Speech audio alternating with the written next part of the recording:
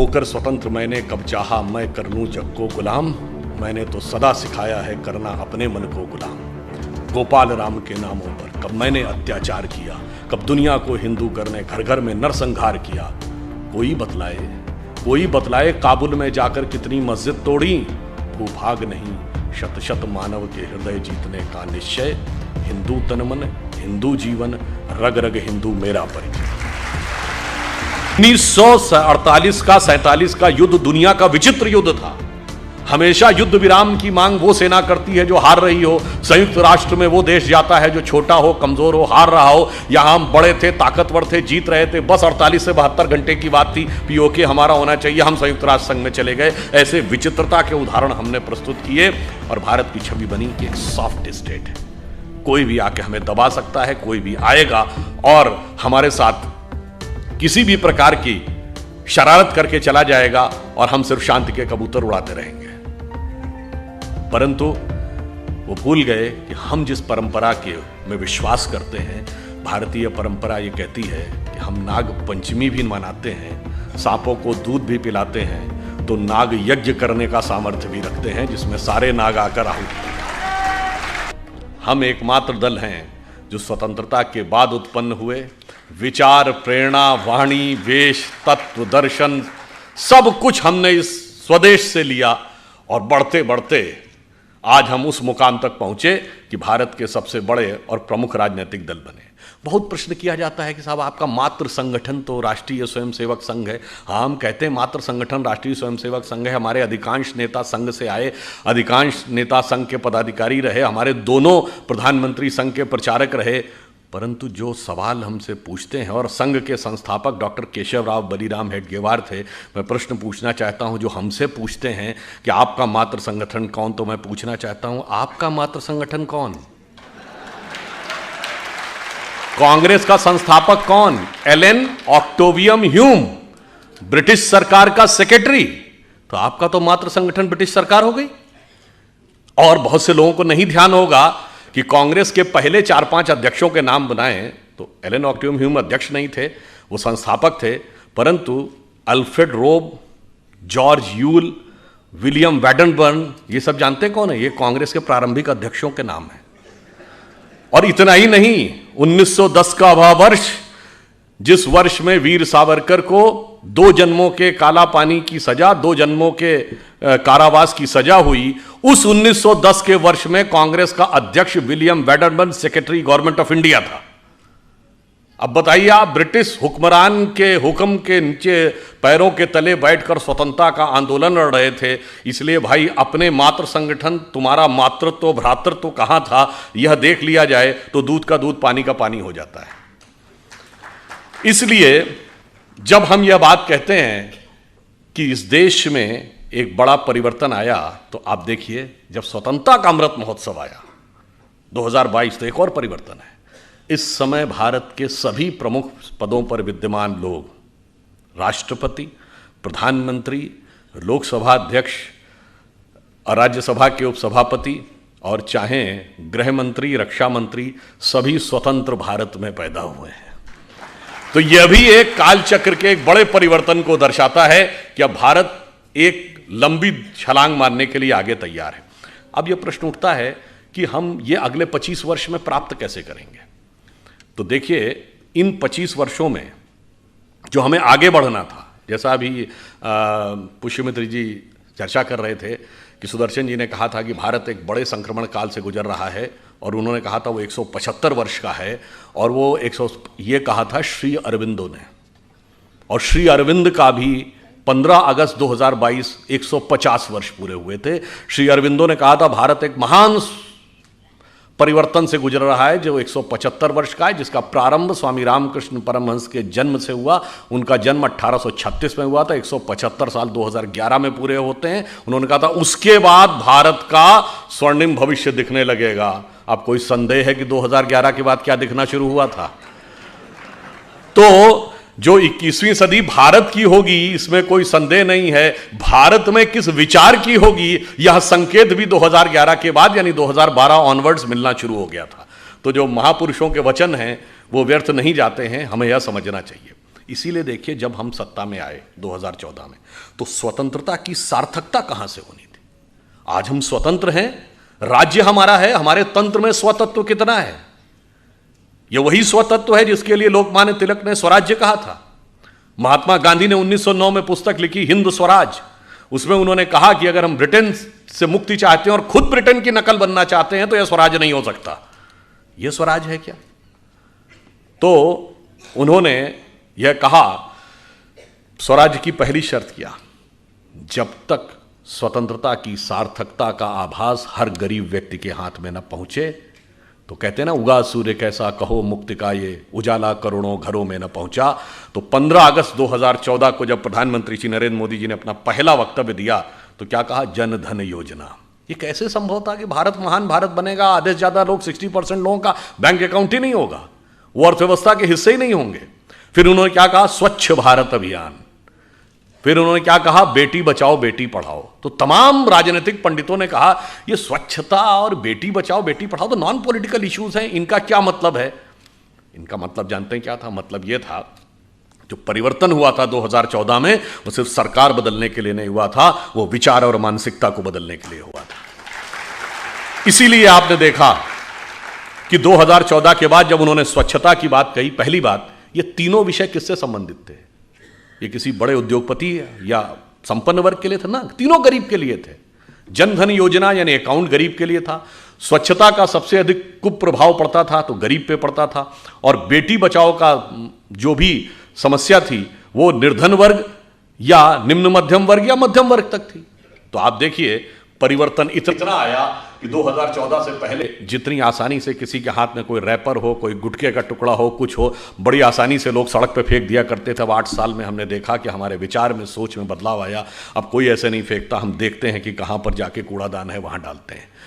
बेटी बचाओ बेटी पढ़ाओ कहा गया तो कितना बड़ा परिवर्तन आया कि जो लिंग अनुपात था नवजात शिशुओं का, उसमें 29 पॉइंट की बढ़ोतरी हुई। और वह राज्य जो हरियाणा राजस्थान जैसे राज्य जहां सबसे खराब स्थिति थी, वहां स्थिति अब बहुत बेहतर हो गई। एक सोच में परिवर्तन आया। 46 करोड़ लोग फाइनेंशियल इंक्लूजन से जुड़े, जो विश्व का सबसे बड़ा फाइनेंशियल इंक्लूजन था। अगली जरूरत क्या होती है गरीब की? बीमारी। घबराता है कि अगर कभी बीमारी आ गई तो हजारों रुपए का खर्चा कहां से आएगा, तो आयुष्मान भारत योजना आई। अगली जरूरत क्या होती है? शिक्षा। तो इसलिए सर्व शिक्षा अभियान आया।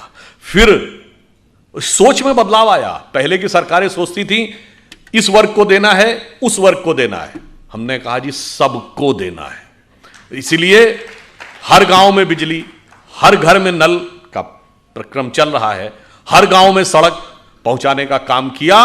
और मैं यह भी कहना चाहता हूं, धारणा यदि प्रचलित यह भी हो कि कोई हमें वोट दे रहा है या नहीं दे रहा, इसके बावजूद हमने दिया। जिन वर्गों के बारे में धारणा थी कि वो हमें वोट नहीं देते, उनके भी 70% लोगों को सरकार की किसी न किसी योजना का लाभ मिला। यह हमारी ईमानदारी, राष्ट्र के विकास के प्रति हमारी निष्ठा का प्रमाण था। अब जब आप प्राथमिक सुविधाएं दे लेते हैं, तब आगे बढ़ना चाहिए। आज के युग में अगर किसी को आगे बढ़ना है तो अगली रिक्वायरमेंट क्या है? सड़क, बिजली।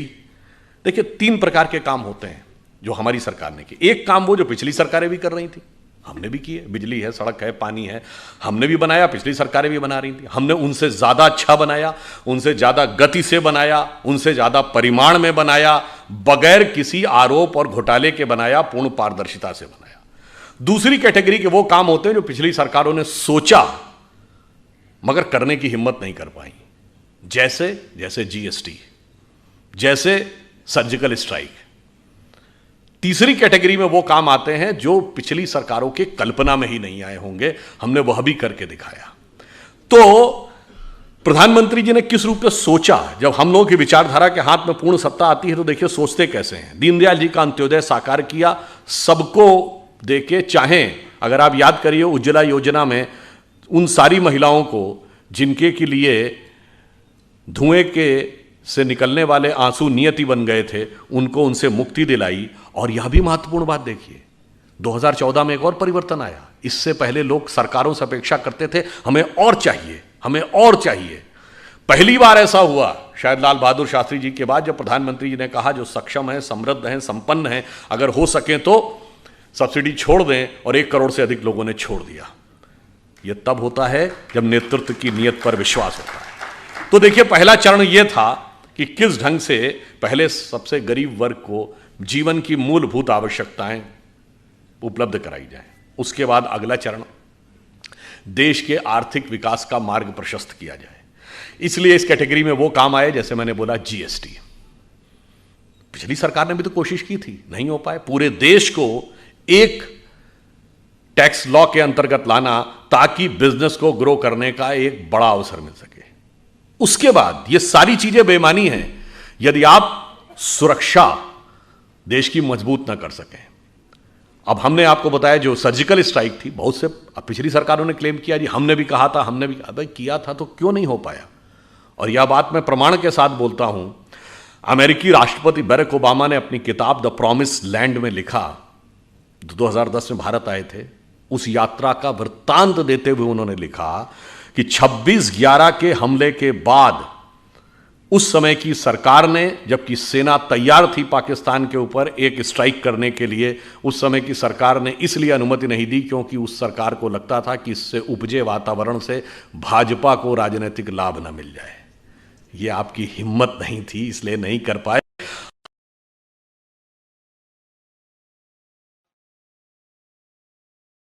ये मानते हैं कि पर यहां एक विचित्र कॉन्फ्लिक्ट था। पूरी दुनिया में ऐसा कॉन्फ्लिक्ट आपने नहीं देखा होगा कि पड़ोसी के मुकाबले हम बड़े भी थे, हम ताकतवर भी थे, पर हम पिछले 65-66 सालों से, अटल जी के दौर के 6 साल छोड़ दें तो हम दुनिया में कहते थे कि वो हमें सता रहा है। 1948 का 47 का युद्ध दुनिया का विचित्र युद्ध था।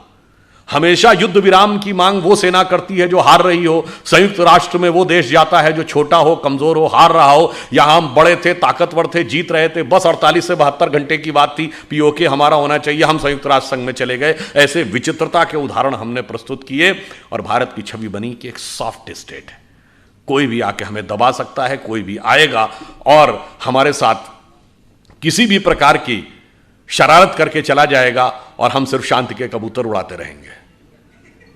परंतु वो भूल गए कि हम जिस परंपरा के में विश्वास करते हैं, भारतीय परंपरा ये कहती है कि हम नाग पंचमी भी मनाते हैं, सांपों को दूध भी पिलाते हैं, तो नाग यज्ञ करने का सामर्थ्य भी रखते हैं जिसमें सारे नाग आकर आहुति हो जाए।